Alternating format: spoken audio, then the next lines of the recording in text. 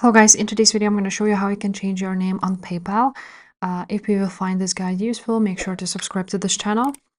Now, you want to go ahead and go to paypal.com website, not an application which you have on your phone, because on your phone application you cannot change it.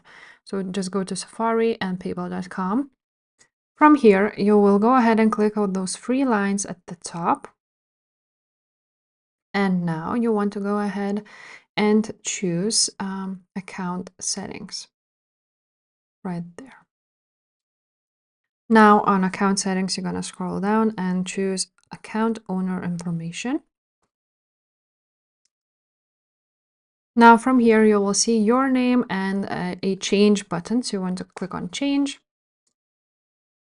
Now you will need to choose why you want to change your name. So you've legally changed your name, or your name is incorrect, and then click continue. And now you will need to go ahead and enter your first and last name, and you will need to submit a government issued ID and change your name. So that's basically it, guys. If this video was helpful, please leave a like, subscribe to this channel, and I will see you next time. Bye.